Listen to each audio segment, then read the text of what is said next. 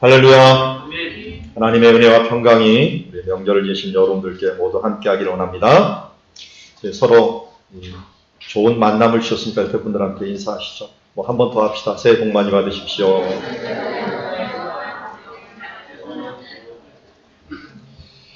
우리 가족들과 함께 잘 만나고 오셨습니까?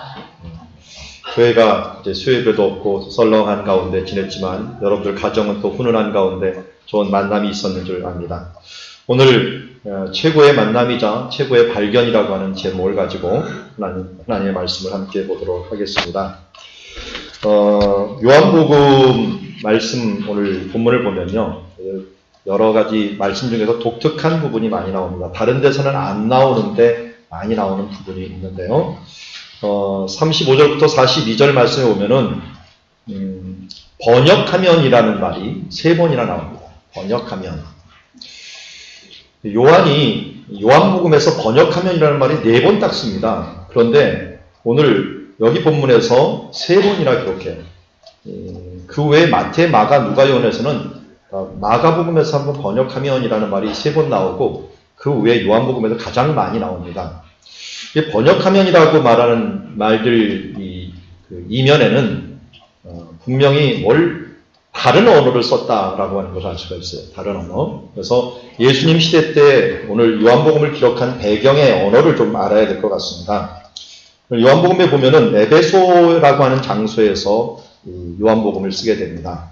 밤모섬 그 앞에 놓여 있는 에베소는 당시에 헬라어를 쓰고 있었습니다. 그것은 그리스 언어였고 헬라어를 쓰고 있었는데, 원래 예수님이 활동했던 곳은 이스라엘은 무슨 언어를 쓰고 있었냐면 히브리어를 쓰고 있었습니다. 히브리어.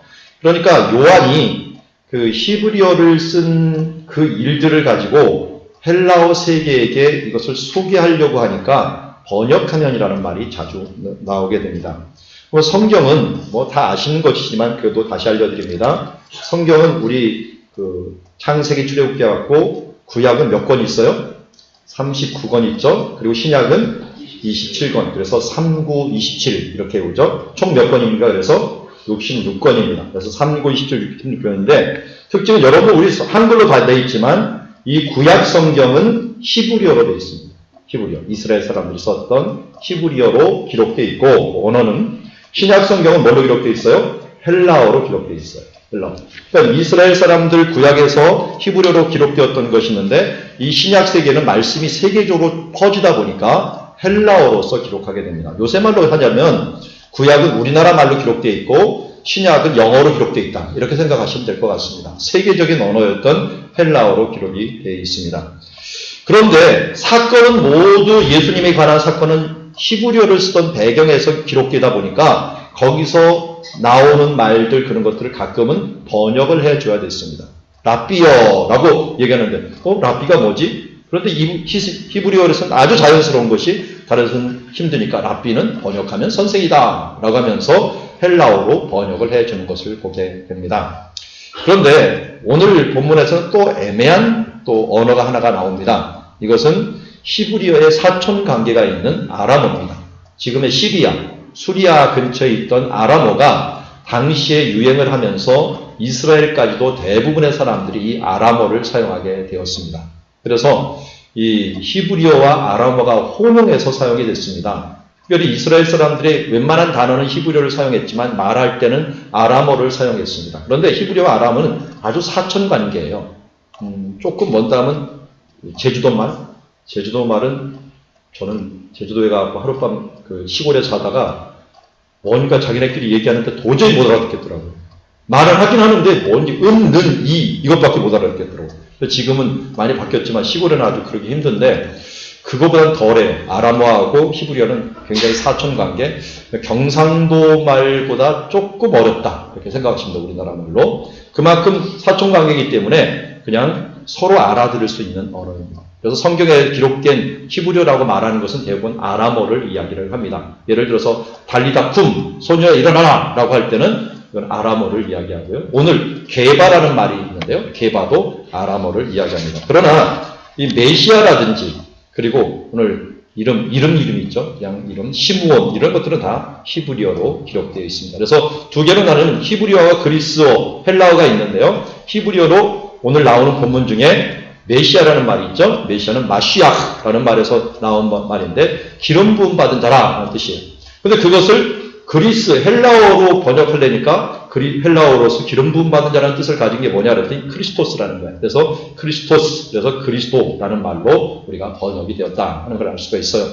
그리고 또한 시몬이라는 이름은 원래는 들으심이라는 건데 예수님의 이름을 바꿔서 게바라는 말로 바꿔요. 이 게바는 아람어입니다. 히브리어는 원래 쭈르라든지 셀라라든지 하는 말로 돼야 되는데 이것을 아람어로 바꿔버려요. 예수님이 게바라고 불렀는데 이것을 헬라어로 번역을 하면 똑같은 반석이라는 뜻을 가진 페트로스, 그래서 베드로라는 이름으로 번역이 되게 됩니다. 그래서 오늘 세 가지가 나오는데 랍비라는 말 히브리어고요. 메시아라는 말 히브리어입니다. 그리고 여기 게바라는 말은 아람어죠. 이것을 헬라어로 번역을 했던 것을 보게 됩니다. 여러분 이렇게 왜 헬라어로 번역을 굳이 해줄까요? 그냥 내 이름은 베드로다 이렇게 얘기하면 될 것 같다가 게바라고 얘기를 해버리고 또 메시아 대신에 그냥 그리스도, 우리가 그리스도를 만났다 이렇게 하면 될 걸 같다가 왜 메시아를 만났다라고 하는 말을 쓰고 꼭 선생님이여 말하면 될 것 같다고 왜 랍비라는 말을 꼭 여기서 쓰고 그것을 또 번역까지 해줄까요? 이것은 오늘 요한복음을 쓴 요한이 뭔가 우리에게 알려주고 싶은 것이 있었던 거예요. 그게 뭐냐면 예수님이 말하고 그리고 이 제자들이 말한 그것을 그대로 전달하고 싶었습니다. 그대로 전달하고 싶었어요. 왜 그대로 전달하시냐면 그때 그 감격, 그 모습을 그대로 전달하고 싶었던 것을 봅니다. 오늘 이 등장하는 인물 중에서 두 제자라고 하는 말이 나옵니다. 이튿날 요한이 자기 제자는 두 사람과 함께 있었다라고 하는데 이 두 사람이 누구냐를 40절에 오면 그 제자 중에 한 명의 이름이 나와요. 이름 누굽니까? 40절에 누구죠? 시몬 베드로의 형제 안드레입니다. 안드레가 이 두 사람 중에 하나였다라고 말합니다. 그럼 또 한 사람은 누굴까요? 또 한 사람은 안 나오지만 41절을 보십시오. 그가 먼저 자기 형제 시몬을 찾아 말하되 우리가 메시아를 만났다. 자, 우리가라고 하면은 누가 포함이 된 거예요? 저자, 자기가 지금 쓰는 사람이 포함되는 거예요. 우리가라고 하는 게 포함됐으니까 말을 안 해도 알 수 있겠죠. 우리가 그러니까 누구겠어요? 사도 요한이에요. 사도 요한. 그러니까 사도 요한이 예수님을 처음 만난 순간이에요. 자기 이름은 숨겼지만 이 예수님을 처음 만난 이 순간이 너무나도 귀하고 감격스러워서 안드레를 내세우기는 했지만 이것은 안드레 이상으로 자신의 감격을 이야기하고 있어요. 그가 예수님을 만났을 때 얼마나 큰 감격이 있었는지 그것을 최대한 보여주기 위해서 그때 그 당시의 말 그대로를 이제 사용을 하면서 번역을 사용하면서까지도 이 말을 쓰고 있는 것을 봅니다. 그러면서 제가 이 말씀을 잘 분석을 하다 보니까 이런 특징이 나옵니다. 히브리 사람들은요, 말이 좀 강조를 해야 될 때가 있어요. 이 말을 좀 다른 사람한테 알려줄 때는 슬로우 비디오를 보여줍니다. 그리고 슬로우 비디오는 어떻게 보여줍니까? 동작을 딱딱딱 끊어갖고 보여주죠. 그래서 오늘 성경 말씀 잘 보면 35절, 40절 보면요. 동사가 엄청나게 많이 나와요. 동사가. 끊어지는 말이 엄청나요. 보았다, 또 따랐다 하면서 이걸 하나를 묶지 않고 동사를 자주자주 보여줘요. 자주자주 보여주면 그건 클라이막스입니다. 이 사람들이 쓰는 절정을 사용하는 말 방법 중에 하나입니다. 근데 오늘 본문은 굉장히 절정을 쓰는 방법 중에 하나로서 동사들을 굉장히 많이 수십 개의 동사들을 사용하면서 이것을 끊어서 보여주려고 슬로우 비디오식으로 보여주려고 하는 모습이 많이 나타나는 구절이 바로 35절부터 42절의 말씀입니다. 왜 그럴까요?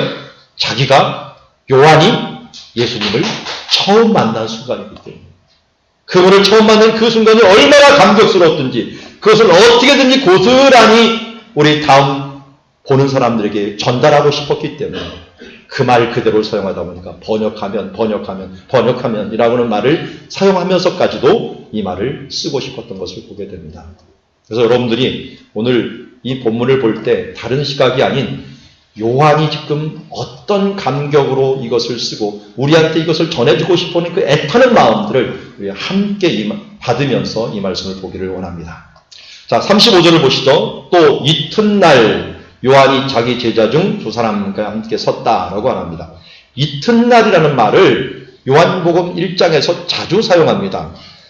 이미 29절에서 이튿날 요한이 예수께서 자기에게 나오심을 보고 보라 세상죄를 지고 가는 하나님의 어린 양이로다 라고 이미 말을 했습니다. 그리고 나서 오늘 35절에도 또 이튿날이라고 얘기를 하고 있고요. 우리 42절까지 보았지만 43절에 오면 또 이튿날이 나와. 왜 너무 이튿날이 여기 계속 나옵니까? 그럼 쉽게 말하면 그 다음날, 그 다음날, 그 다음날 이란 뜻이에요. 그러니까 요한은 요 예수님을 만나고 또 예수님이 드러나는 이 순간들을 아주 시리즈로 다음 이렇게 지속적으로 보여주는 것을 보게 됩니다. 그래서 어떤 사람은 이것을 갖다가 예수님의 마지막 최후의 이 9일 동안을 연결시키는 사람도 있고 어떤 사람은 맨 처음에 창조의 이야기와 함께 연결시키는 사람도 있습니다. 어쨌든 지금 이 하루하루의 강조점을 두고 있는데 첫 번째 날은 우리가 이미 보았어요. 첫 번째 날은 세례 요한이 뭐라고 했냐면 다른 사람들이 와서 당신이 누굽니까? 라고 나는 그리스도가 아니다. 나는 엘리야도 아니다. 나는 그 선지자도 아니다. 라고 말하고서 나는 주의 길을 준비하는 광야에 외치는 자의 소리다 하면서 세례 요한의 정체성을 이야기했습니다. 그리고 지난주에 보았던 그 날은 예수님을 세례 요한이 소개합니다. 예수님이 어떤 분이라고 얘기합니까? 세상죄를 지고 가는 하나님의 어린 양. 또 두 번째 예수님은 어떤 분이라고 합니까? 성령으로 세례를 베풀 자. 세 번째로는 예수님이 하나님의 아들이라고 말씀하는 것을 보게 됩니다. 말씀놀이를 열심히 한 사람들은 탁탁 나올 것이고 그렇지 않은 사람들 아무것도 모르고 지난주에 있었구나 하는 것만 알 것입니다. 이 예수님의 정체성을 갖다가 두 번째 날 얘기한다면 오늘 세 번째 날은 예수님을 또 한 번 36절에 요한이 얘기합니다. 보라 하나님의 어린 양이로다 라고 말했지만 실제적으로 오늘 본문 말씀에서 최고의 강조점은 어디에 있냐면 제자들이 두 제자가 예수님을 고백하는 것입니다. 특별히 안드레와 요한이 나와갖고 시몬에게 우리가 메시아를 만났다. 이것이 바로 오늘의 핵심 구절이라고 할 수 있을 것입니다. 오늘 초점은 제자들의 고백에 이튿날이 맞춰오고 있습니다. 근데 그 고백에 이르기까지는 여러 단계가 필요합니다. 오늘 35절에 이튿날 요한이 자기 제자 중 두 사람께 서 있습니다. 왜 서 있었을까요? 앉아 있어도 되고 또 이 서 있다는 것을 왜 강조를 할까요? 요한에게는 많은 사람과 많은 제자들이 따르고 있었어요. 그런데 두 명만 단둘이 있을 시간은 아주 특별한 시간이거나 사람들이 없을 때였습니다. 이것은 분명히 새벽이었을 것입니다. 해가 동틀 때 정도에 두 명의 제자들이 와 있었습니다. 그와 함께 있는데 예수님이 거니시는 모습을 보았습니다. 그러면서 그를 향하여 보라 하나님의 어린 양이로다 하면서 두 제자에게 말하듯이 그를 설득하는 모습을 보게 됩니다. 예수님이 거니시고 있는데 혼자 거니시고 있었습니다. 이상했습니다. 왜냐하면 그 전날 요한은 예수님을 바라보면서 뭐라 했습니까? 세상죄를 지고 가는 하나님의 어린 양이고 세례를 베풀 자라고 얘기했고 하나님의 아들이라고 군중들 앞에 선포를 했습니다. 그런데도 예수님을 따르는 사람이 아무도 없었습니다. 그러자 요한은 두 제자를 불러놓고 그들에게 세우는 말, 그들에게 제자 훈련하듯이 집중적으로 말합니다. 그리고 예수님이 거니시는 걸 보고 저분이다. 저분을 따라가라. 여기는 암시되어 나와 있진 않지만 저분을 따라가라는 그런 말을 했을 것입니다. 세상적으로 하나님의 어린 양이니까 그를 따라가라 하면서 두 제자를 양육해 갖고 그 두 사람을 예수님의 핵심 제자로 보내는 것을 보게 됩니다. 여러분 이 장면을 통해서 우리가 알 수 있는 것은 군중들을 통해서 제자가 이루어지질 않습니다. 군중들을 통해서 군중과 함께 예수님을 알 수는 있지만 안다고 해서 따르는 제자가 되지는 않습니다. 제자는 이렇게 두세 사람이 함께 하면서 함께 하나님의 말씀을 나누고 그리고 그간에서 확신 가운데 있을 때 어떻게 됩니까? 그때 따르는 일들이 이루어지게 됩니다. 그래서 우리가 소그룹이 중요하다는 것입니다. 소그룹 성경 공부나 또 소그룹이 함께 나누는 일들이 하나님 예수 그리스도를 따르는 일들에 너무나 소중한 역할을 한다는 것입니다. 우리 교회는 제자훈련을 여태까지 14년 동안 계속 해왔습니다. 그러다 보니까 많은 분들, 여기 있는 분들 반 이상이 아마 제자훈련을 받았을 것입니다. 받은 사람들은 자신이 알 것입니다. 내가 10년, 20년 신앙생활을 했다면 그 20년 신앙생활 한 할 때와 제자훈련 1년, 그것도 길게 하면 2년 할 때, 어느 때 내가 신앙의 성장을 많이 했는가? 내가 예수를 더 어느 때 많이 알았는가? 그럼 비교하지 않아도 알 것입니다. 집중적으로 두세 사람이 함께 모여서, 서너 사람이 함께 모여서 제자훈련으로 하나님의 말씀을 배울 때, 요한처럼 함께 공부를 할 때 예수님을 따르는 제자가 될 수 있었다는 것입니다. 그래서 우리는 이렇게 함께 예배드리는 것도 소중한 시간이지만, 그러나 더 나아가서 소그룹으로 함께 모여 공부하고 나누는 시간들을 통하여 예수님의 제자가 될 수 있다는 사실들을 잊지 말아야 될 것입니다. 예수님은 여기서 거니신다라고 하는 말을 써요. 거니신다는 말을 좀 다른 부분들에서 안 나오는 말인데요. 여기에는 나오는데, 이 거닌다는 말을 내가 어디 나오는가 한번 다시 찾아봤더니 예수님이 제자를 찾을 때, 마태복음에서도 이 시몬 베드로와 안드레가 이 배에서 그물 깃는 것을 보시고 라고 하는 그 장면에서 예수님이 거니시다가 봅니다. 예수님 지금도 거닐고 계십니다. 우리 주변을 거닐고 계시면서 누군가 자신을 따라오기를 원하고 있습니다. 누군가 소개를 받아갖고 이 세례요한 같은 사람들에게 보라 하나님의 어린 양이로다 하면서 따라오기를 바라고 있습니다. 오늘도 우리 교회에서는 많은 사람들이 세례요한처럼 소개합니다. 내가 하나님의 은혜를 받을 때 당신도 함께 했으면 좋겠습니다 하면서 소개할 때, 여러분들 그 말을 들을 때 함께 따른다면 그 사람은 오늘 두 제자처럼 영광의 만남을 가질 수가 있는 것입니다. 보라 하나님의 어린 양이로다 말로만 아는 것이 아니라 그냥 보는 것에서, 우리가 아는 것으로, 듣는 것에서 따르는 것으로 나갈 수 있는 제자의 신앙이 우리 가운데 있어야 될 줄 믿습니다. 오늘 두 제자가 이 말을 그래서 들었습니다. 그리고 예수를 따랐습니다. 이런 말을 우리는 청종이라고 얘기합니다. 구약성경 히브리어에서는 예수님께서 가장 중요한 성경 말씀이 어디냐라고 어떤 사람에게 물어봤을 때 예수님께서 하신 말씀이 있습니다. 그것이 신명기 6장 4절 5절 말씀이었습니다. 들으라 이스라엘아, 여호와는 우리의 하나님이시요 여호와는 유일하신 한 분이시니 마음을 다하고 성품을 다하고 힘을 다하여 주 너의 하나님을 사랑하라. 거기서 맨 처음 강조하는 말이 들으라는 것입니다. 쉐마, 들으라. 듣는다는 말은, 그래서 우리나라 번역에서는 그냥 듣는다는 말로 번역을 하지 않아요. 왜냐하면 히브리에서 듣다라는 것은 따르는 것과 동일하게 사용을 되기 때문에 청종이라는 말로 사용이 됩니다. 너희는 청종하라고 말하고 있습니다. 그런데 우리가 설교 말씀을 듣고 하나님의 말씀을 듣지만, 여러분 말씀을 듣는 데서 끝난다면 이것은 성경에서 말하는 듣는 것이 아닙니다. 성경에서 말하는 듣는 것은 바로 듣고 따르는 삶들을 의미한다 하는 것을 우리 잊지 말았으면 좋겠습니다. 자, 이런 듣고 예수님을 따르면 어떤 혜택이 있느냐? 아주 중요한 혜택이 있습니다. 어떤 혜택이 있냐면 38절을 잘 보십시오. 예수께서 돌이켜 그 따르는 것을 보시고, 예수님은 어떤 사람을 주목하십니까? 어떤 사람을 주목하고 있어요? 돌이켜 그를 따르는 사람, 예수님을 따르는 사람들을 예수님께서는 주목하고 있습니다. 여러분 어떤 사람이 하나님의 주목을 받겠습니까? 주의 이 말씀을 듣고 따르는 사람, 제자의 삶을 살겠다, 예수 그리스도를 따라가겠다라고 하는 사람들에게 예수님은 오늘도 그를 향하여 주목하고 있습니다. 예수님의 관심, 하나님의 관심을 받고 계십니다. 우리는 누군가의 사랑을 받고 누군가의 관심을 받고 있지만, 이 아이들로서 관심을 받으려면 자기도 모르는 사이에 관심 받기 위해서 뭔가를 합니다. 좀 미운 애들은 물어버립니다. 말썽을 부립니다. 그래서 어떻게 해요? 부모의 관심을 받으려고 합니다. 인간이라는 자체가 누군가의 관심을 가지고 살아가려고 합니다. 그런데 참 이 순종적이고 보기 좋은 그야말로 세상적으로 착한 아이들은 좋은 것으로 관심을 가지려고 합니다. 근데 하나님은 어떤 사람이 관심을 가느냐? 선행과 악행 그거에 상관없이 주님을 따르려고 하는 사람들에게 오늘 관심을 가지고 계시다는 거예요. 그를 주목하시고 그와 함께 대화를 하십니다. 어떻게 물어보십니까? 무엇을 구하느냐? 무엇을 찾느냐라는 말입니다. 무엇을 찾느냐? 내가 궁극적으로 찾고자 하는 것이 무엇이냐라고 물어보는 장면입니다. 오늘 우리에게 예수님을 따르는 사람에게 동일하게 이 질문을 합니다. 내가 찾는 것이 무엇이냐? 내가 궁극적으로 구하는 것이 무엇이냐? 솔로몬에게도 그렇게 물어봤습니다. 내가 무엇을 구하느냐라고 말했을 때 솔로몬은 아주 지혜롭게 대답을 해서 그 지혜로운 축복을 받을 수 있었습니다.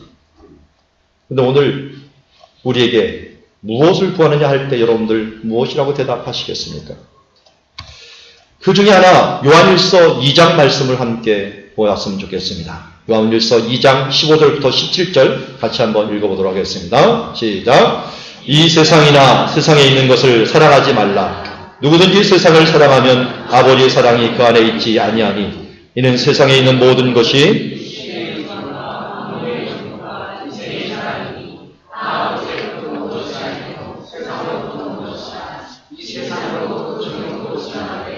오직 하나님의 뜻을 행하는 자는 영원히 거하느니라. 아멘. 우리는 제 생각도 그렇고 아마 여러분들 생각도 비슷할 겁니다. 세상에 많이 중독이 돼 있습니다. 세상의 생각에. 복하면은 우리가 떠오르는 생각과 그리고 우리가 성공하면 떠오르는 생각이 대부분 세상적인 것일 것입니다. 그런데 오늘 성경은 얘기하고 있습니다. 세상적인 것들을 사랑하지 말아라.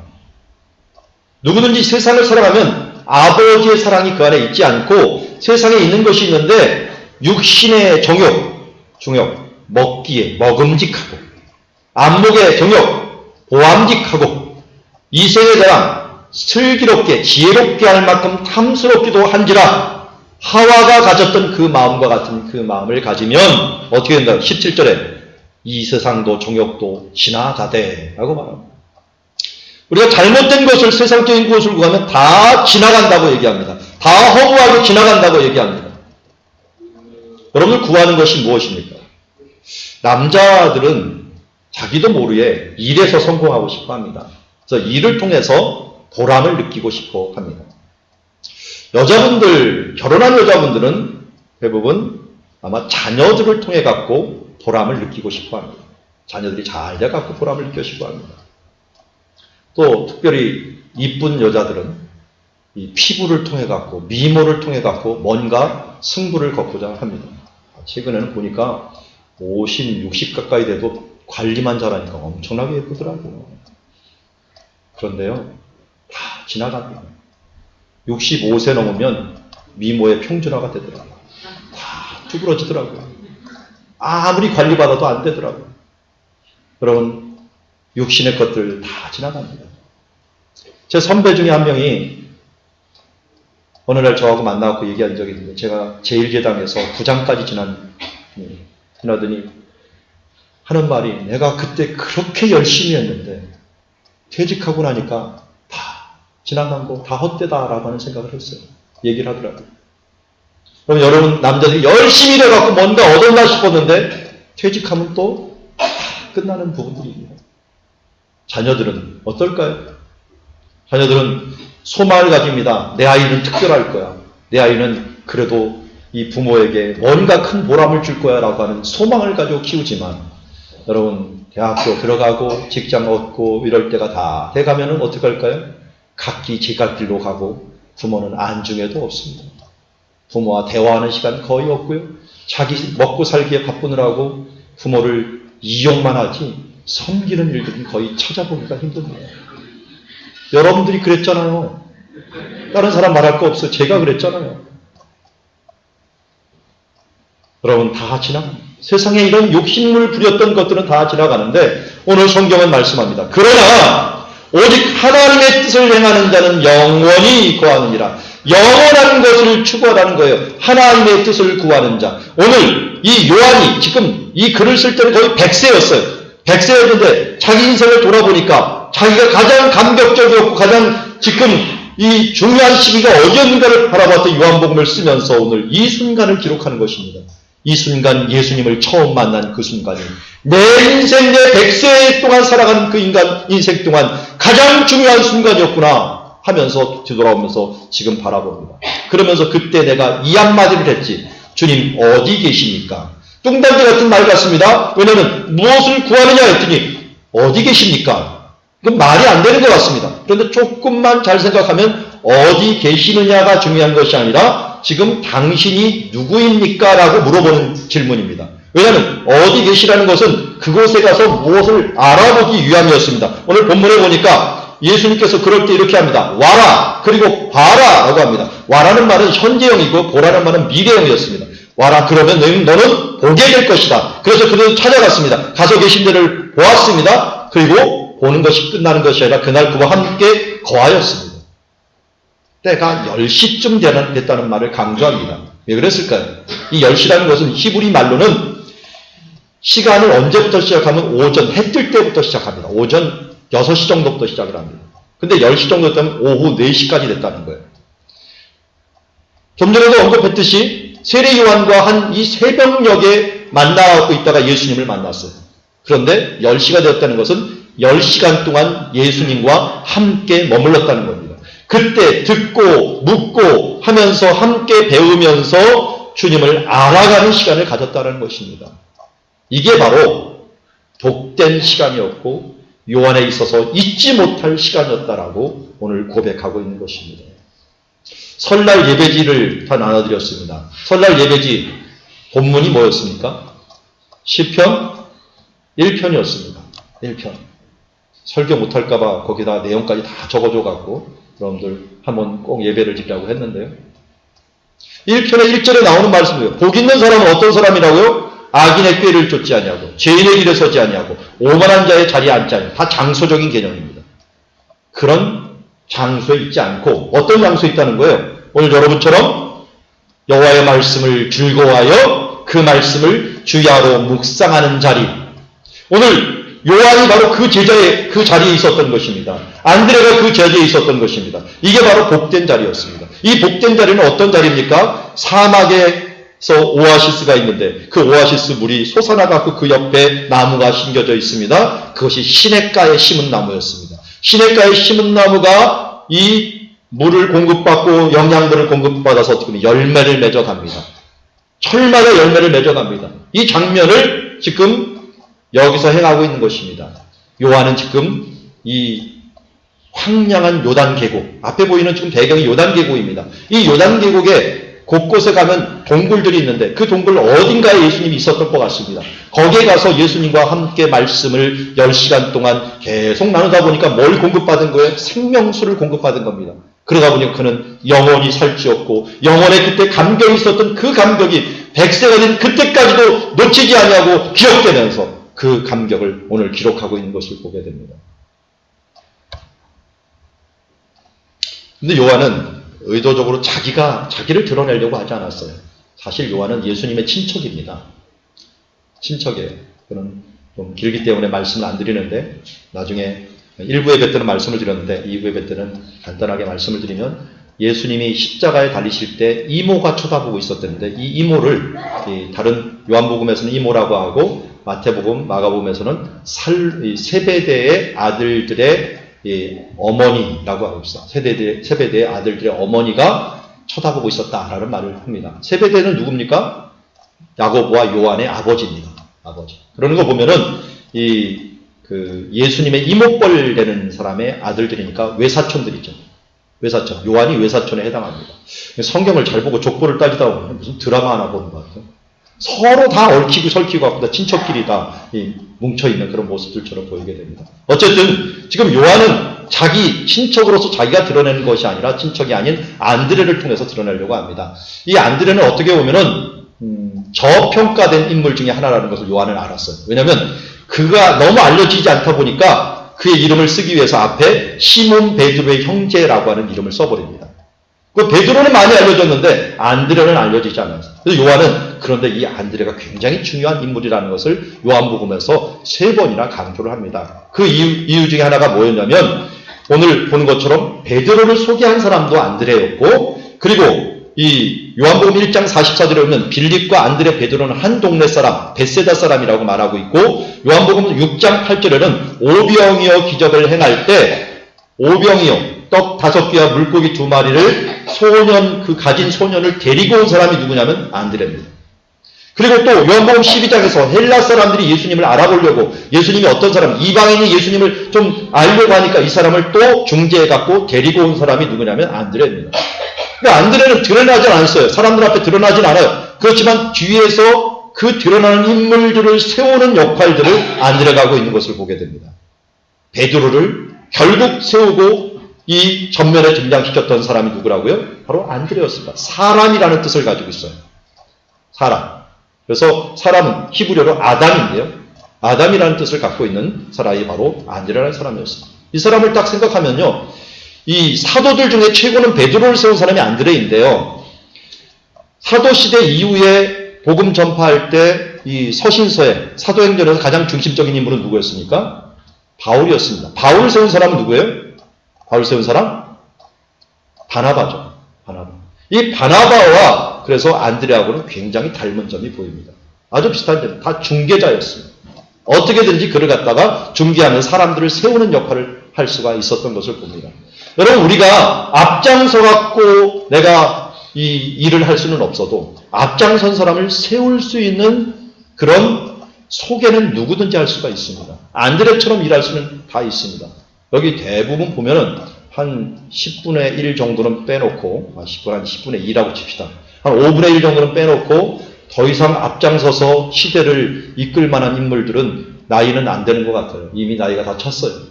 아마 50대 정도 이상 되면은 이제 살 만큼 살았고 뜰 만큼 뜬 그런 인물들이었는데, 우리가 나이가 다 들어갔고 이제 내가 앞장서고 뭘 하겠다, 이건 좀 힘듭니다.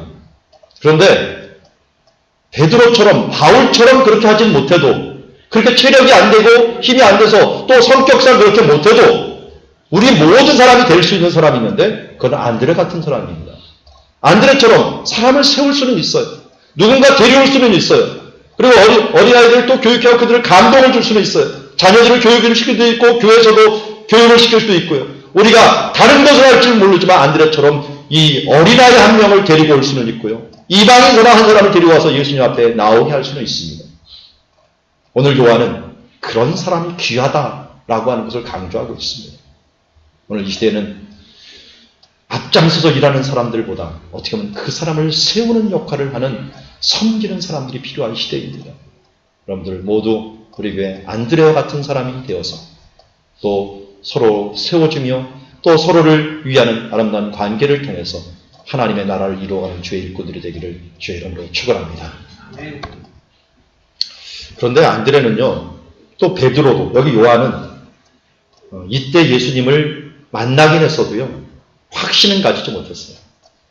그걸 어떻게 하냐면 마가복음 1장에 보면은 갈릴리 해변에서 결국 제자로 부름을 받습니다. 생업으로 다시 돌아갑니다. 생업으로 다시 돌아갑니다. 우리가 처음 예수님을 만났다고 처음 다 아는 것 아니에요. 그러니까 어느 순간 예수님에 대해서 헌신하게 되는 그 순간이 있습니다. 그래서 오늘 베드로가 누가복음 5장에 오면 예수님께서 배를 빌려갖고 베드로의 배에서 설교하는 장면이 나옵니다. 누가복음 5장에 보면은. 근데 그때 베드로가 순순히 배를 내준 이유 중에 하나도 바로 요한복음 1장 이런 만남이 있었기 때문입니다. 그렇지만 처음 만남부터 그들은 하나 확신하는 게 있었어요. 안드레 같은 사람은 확신하는 게 있었어요. 뭐냐면 형제 시몬을 만나갖고 우리가 메시아를 만났다라고 말합니다. 물론 온전히 메시아를 알지 못했어도 어렴풋이 알아서도 그는 전도할 수가 있었습니다. 그래서 어떻게 보면 처음 예수를 믿는 사람들이 전도는 더 잘해요. 그럼 모든 것은 알지 못하지만 그가 만났던 그 순간의 것들을 이야기할 수 있기 때문입니다. 그래서 그를 메시아를 만났다 하고 메시아는 번역하면 그리스도라라고 얘기합니다. 근데 만났다라는 말이 헬라어로 뭐냐면 유레카멘이라고 합니다. 유레카멘. 우리가 만났다. 유레카멘. 그러니까 직설법으로 하면은 발견했다는 말이에요. 발견했다. I found it. We found it. 내가 발견했다라고 합니다. 유레카라는 말을 많이 들어보셨죠? 특별히 이과 계통에서 물리를 하신 분들은 다 유레카라는 말을 들어보셨을 거예요.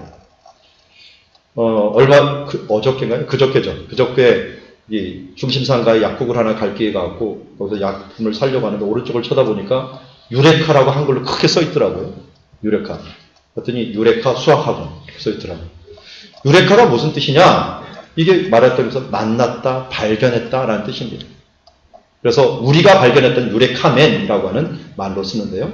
이것은 아르키메데스라고 하는 사람에서 나온 말입니다. 지금 그림에도 있지만 이 아르키메데스가 고민을 합니다. 이 이 아르키메데스는 어디 출신이냐면 성경에 사도 바울이 전도 여행하다가 들렸던 장소 중에 하나가 수라구사인데요. 시실리 섬의 수라구사인데 이 수라구사 출신입니다. 주전 287년에서 212년, 그러니까 포에니 전쟁이라고 알려지는 카르타고와 로마와의 전쟁이 있었는데 그 전쟁 와중에서 결국 죽게 되는 이 수학학자입니다.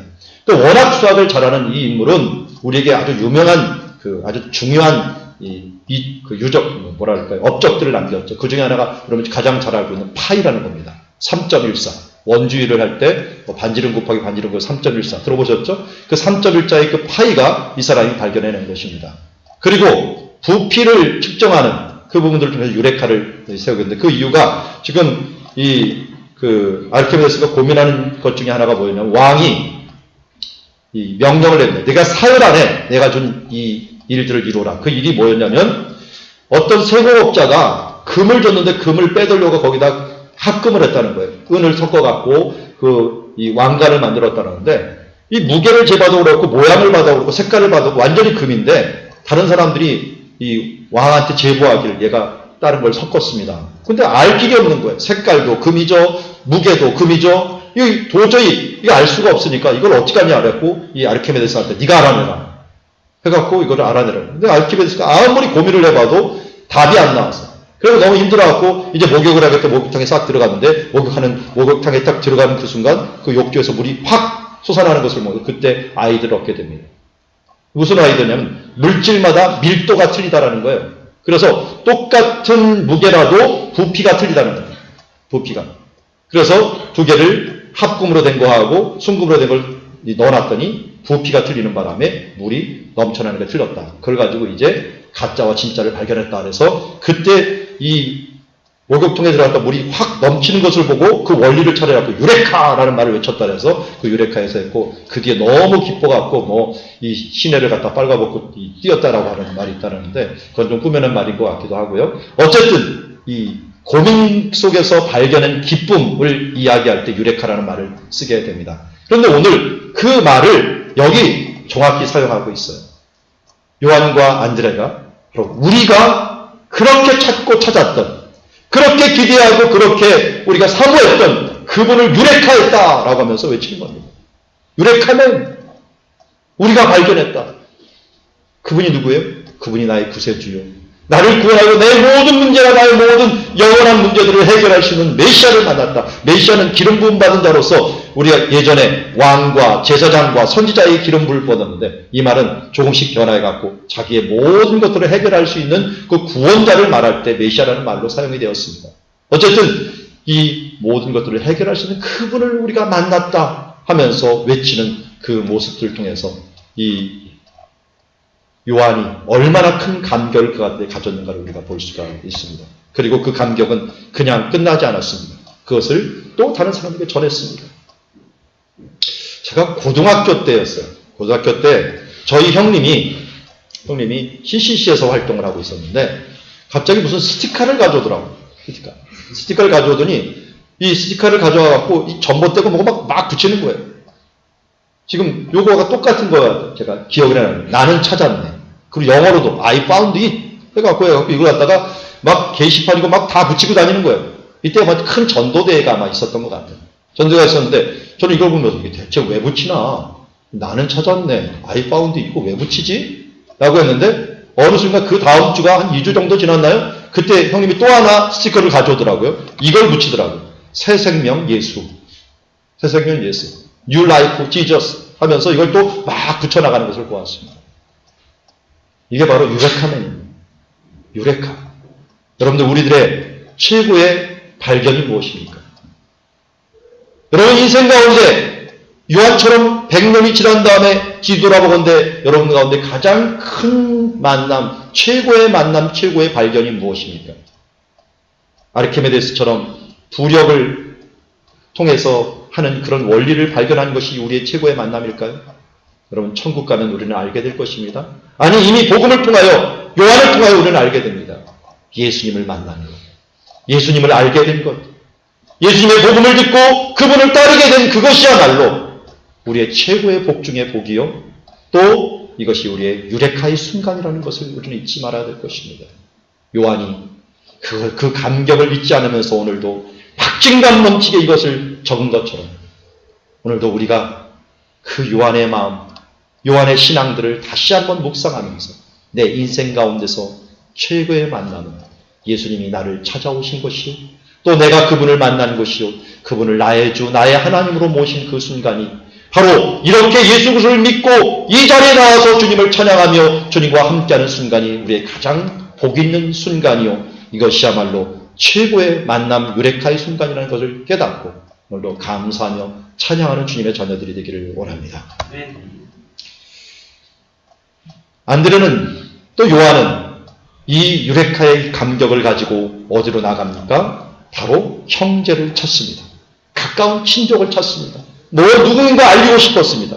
그래서 어디로 갑니까? 형제 시몬에게 가고 우리가 메시아를 만났다 하고 그를 그냥 둔 게 데리고서 예수님께 옵니다. 왜냐하면 이 베드로도 이 시몬도 똑같은 고민을 가지고 있었습니다. 내가 무엇을 통하여 이 세상을 살아갈고 이 세상의 진짜 모든 문제를 해결할 수 있는 분이 누구 있고 라고 찾았는데 그 찾는 그분을 발견한 다음에 너도 찾고 있었지, 같이 가자 해갖고 그를 데리고 옵니다. 데리고 와서 예수께 보이게 됩니다. 그렇자 예수님께서 보시면서 그 이름을 알아챕니다. 네가 시몬이다. 너는 요한의 아들 시몬이다. 그 이름을 알고 있었습니다. 이미 주님은 우리 주변을 배회하고 계십니다. 그리고 우리가 따르기를 원하고 계십니다. 그리고 우리 이름을 이미 알고 계십니다. 그러면서 이렇게 말합니다. 내가 요한의 아들 시몬이니 장차 게바라 하리라. 장차 게바라 하리라. 이 게바라는 말은 아까 말씀드린 것은 아람어입니다. 아람어인데 이 아람어는 헬라어로 번역하면 베드로이고요. 베드로를 우리나라 번역하면은 뭐예요? 반석이라는 뜻입니다. 그래서 마태복음 16장에 보면 내게 이르노니 너는 베드로라. 왜 베드로라고 얘기했습니까? 베드로에게 나는 누구냐고 예수님께서 물어보았을 때 주는 그리스도시요 살아계신 하나님의 아들이십니다 라고 하면서 가이사라 빌립보에서 고백을 하자 어떻게 했습니까?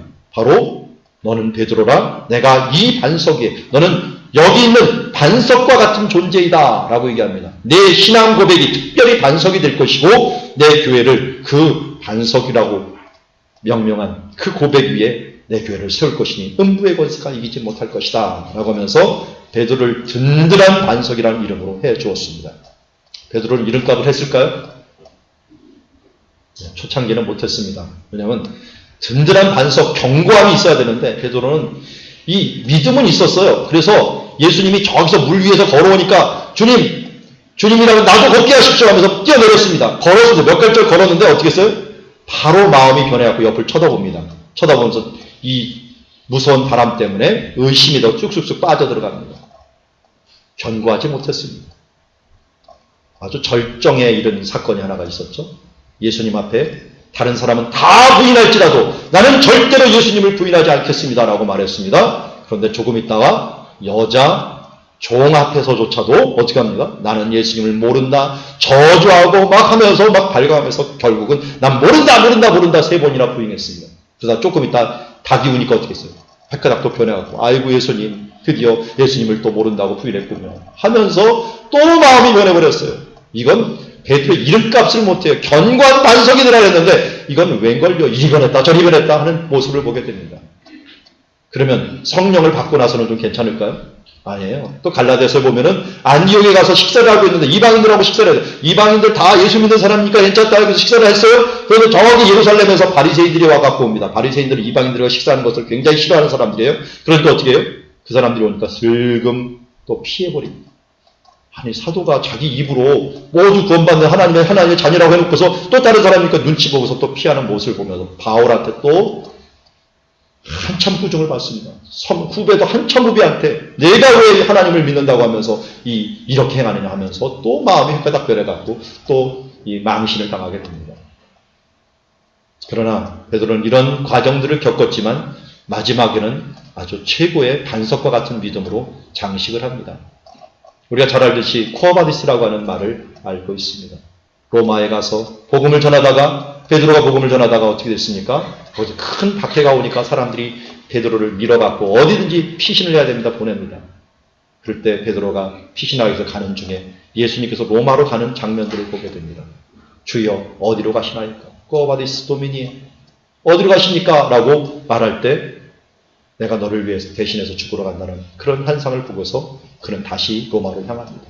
그리고 예수님처럼 내가 그렇게 호화스럽게 죽을 수 없다. 거꾸로 죽어야겠다면서 거꾸로 십자가에 못 박혀 죽음으로 그의 마지막 견고한 신앙을 결국 나타낸 모습을 보게 됩니다. 여러분, 우리에게는 이런 베드로와 같은 이름을 주셨습니다. 안디옥 교회에게 안디옥 교회가 예수님을 믿을 때 사람들은 우리 믿는 사람들을 향하여 이런 이름을 주었습니다. 너희는 그리스도의 사람이다. 그리스도인이다. 크리스찬이다. 기독교인이다. 라고 하는 이름을 주었습니다. 우리는 모두는 이제는 예수 그리스도를 통하여 얻은 이름 중에 하나가 예수 그리스도를 믿는 그리스도인이 되었습니다. 그러면 어떻게 살아야 될까요? 베드로처럼 그 이름값을 해야 되지 않을까요? 때로는 우리가 넘어지고 쓰러져도 마지막 주님 나라 앞에 갔을 때 내가 그리스도이냐, 내가 크리스천이냐 라고 물어볼 때 내가 주님 사람처럼 이렇게 살다 왔습니다라고 고백할 수 있도록 주님을 따르는 삶을 살아야 될 줄 믿습니다. 그래서 이름에 합당한 삶, 그리스도인다운 삶들을 살아가는 사람들의 가족들이 되기를 원합니다. 말씀을 정리해 봅니다. 오늘 35절에부터 함께 읽어보았으면 좋겠습니다. 오늘 말씀 함께 교독을 했으면 좋겠습니다. 제가 먼저 읽습니다. 또 이튿날 요한이 자기 제자 중 두 사람과 함께 섰다가 두 제자가 그의 말을 듣고 예수를 따르거늘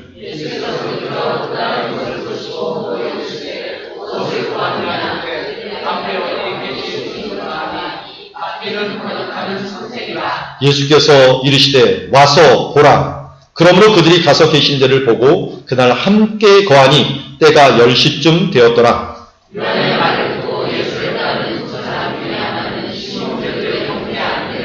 그가 먼저 자기의 형제 시몬을 찾아 말하되 우리가 메시아를 만났다 하고, 메시아는 번역하면 그리스도라.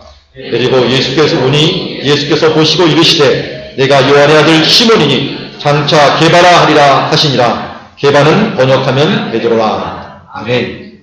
또 이 말씀, 요한이 감격적으로 기록하려고 했던 이 말씀, 또 우리의 말씀 신비에 잘 새겨놓는 시간이 되기를 원합니다. 아멘. 여러분들도 동일하게 요한이 발견하였듯이 예수님을 발견하는 자가 되기를 원합니다. 무엇을 구하느냐라고 했을 때 주님, 당신이 어디 계십니까? 당신을 구합니다. 당신과의 만남을 구합니다 하면서 주님을 구하는 자 되기를 원하고, 우리가 찾은 것 중에 최고의 발견은 바로 메시아 되신 예수 그리스도심을 잊지 말고 그것이 우리의 가장 큰 복이다라는 걸 잊지 말기를 바랍니다. 그리고 우리는 바로 그리스도인이 되었다는 사실을 알고 그리스도인답게 살아가는 주의 자녀들이 되기를 원합니다. 우리 찬양 함께 합니다. 내가 처음 주를 만났을 때.